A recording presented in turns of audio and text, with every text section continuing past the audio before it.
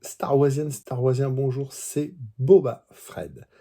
Aujourd'hui, on va faire une vidéo d'objets qui sont rentrés dans la collection et pas n'importe quel objet. Oui, il y a un nouveau. On va parler de ce nouveau personnage qui est rentré dans ma vie. Et on va parler d'une rencontre avec un grand monsieur de Star Wars et d'une séance de dédicace un peu folle.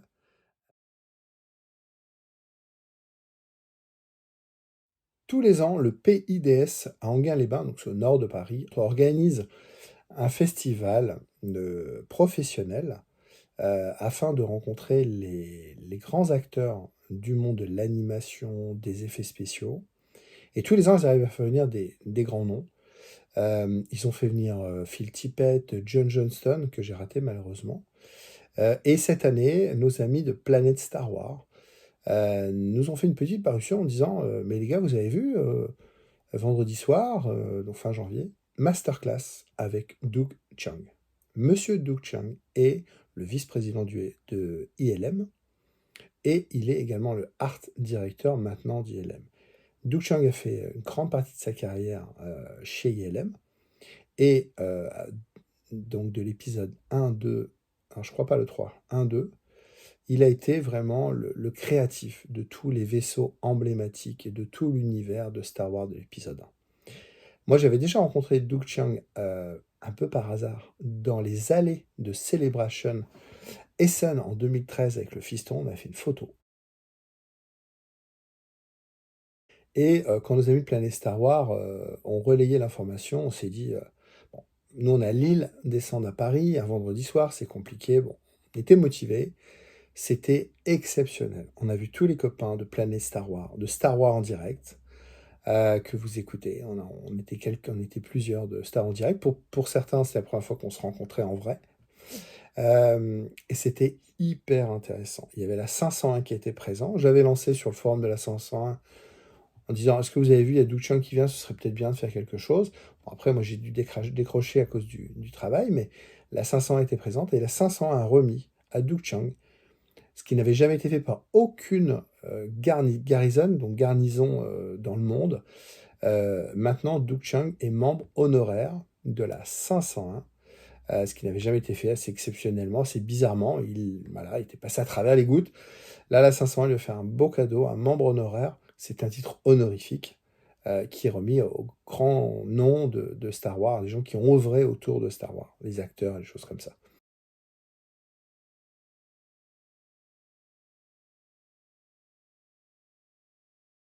Donc, Monsieur Doug Chiang, c'est quelqu'un d'exceptionnel. Là, en 2 heures de masterclass, il nous a mais régalé. Truc de fou. C'est un artiste, c'est un créatif. Tout ce qu'il a pu créer pour Star Wars. Moi, je l'avais rencontré donc à Essen avec le fiston. On était avec le fiston. On l'a pu le choper pour refaire la photo. Donc, je vous montre la photo et puis je vous montre la photo comparatif, on va dire, entre 10 ans d'écart, 2013-2023.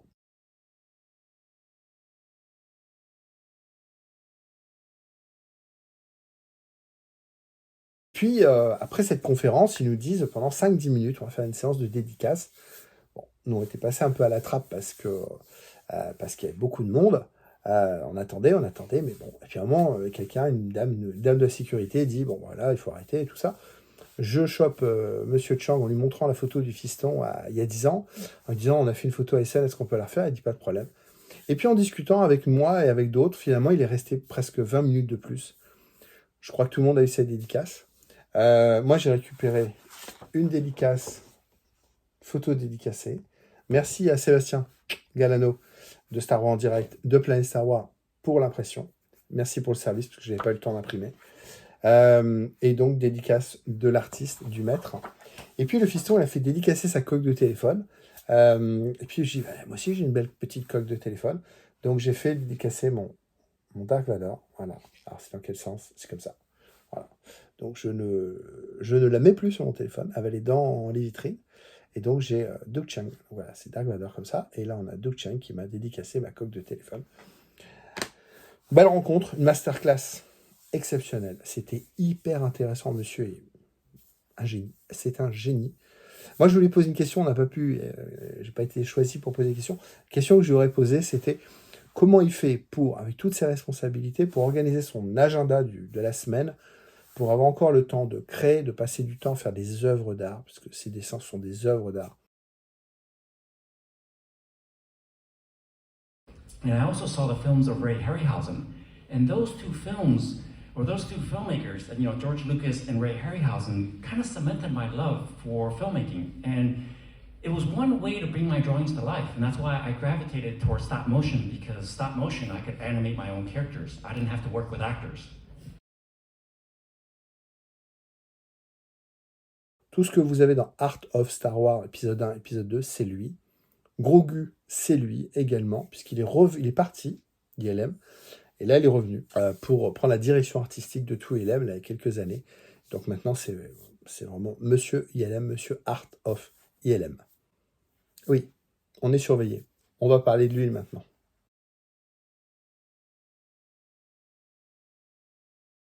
Cette nouvelle armure, c'est un Stormtrooper. Eh oui, un Stormtrooper TFA. Donc The Force Awakens épisode 7.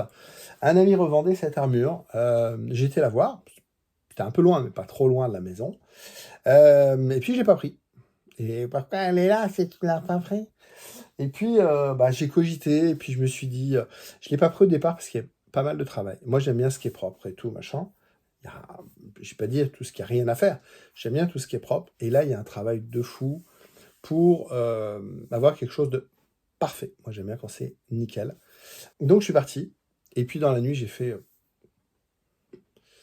c'est un budget, mais là, c'était raisonnable. L'armure est complète, il manque juste les décors ici, enfin les coques de protection pour les mains.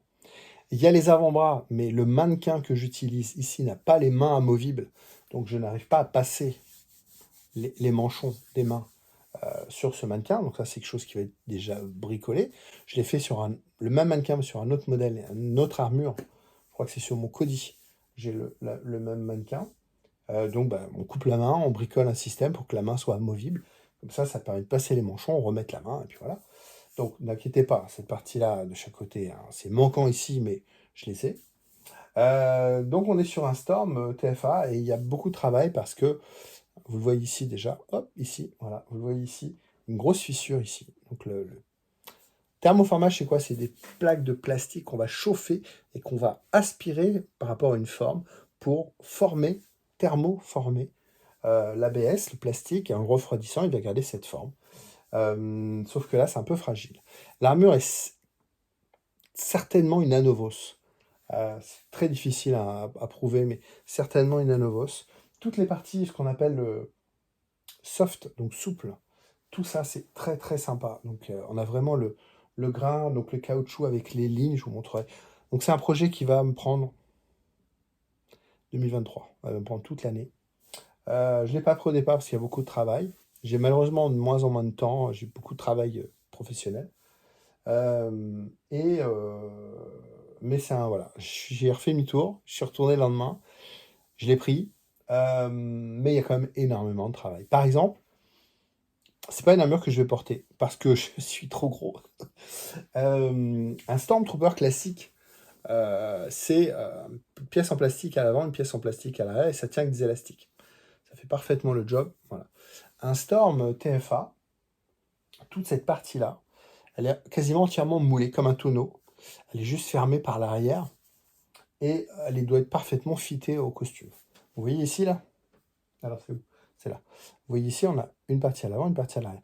Ici, c'est pas des élastiques, c'est collé. Mon mannequin, c'est pas un mannequin de chez Nike, hein, c'est pas un mannequin de sportif, c'est un mannequin normal.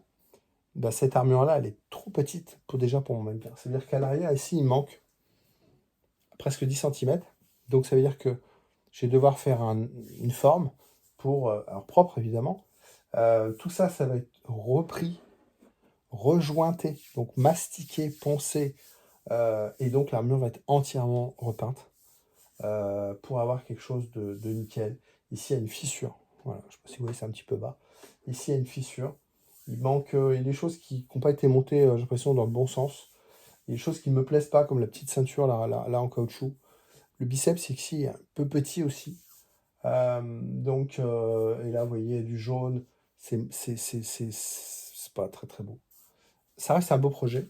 L'idée à la fin, mois de décembre, ce sera de comparer un Storm TFA avec un Storm classique. Alors, c'est une armure emblématique, hein, puisqu'on la voit dans 3 films, hein, épisode 7, 8, 9, la post-logie. Hein. Donc, mon copain m'a revendu tout, le kit avec les gants, le casque. Il y a un gun aussi, je suis pas fan, mais il y a un gun. Il manque le petit gun qui va ici. Faut que faut que je le fasse aussi. Ouais, c'est impressionnant. C'est impressionnant de. Voilà, c'est un autre Storm. Je pense que la pièce, j'aurais moins de travail, c'est les deux. Ça, mais même il y a un grain, il faudra. Je vous tiens. Est-ce que vous allez voir? Vous voyez le grain là? Voilà, ça me plaît pas. Voilà. Ça veut dire mastic, ponçage et peinture. Vous voyez cette vague là non plus là?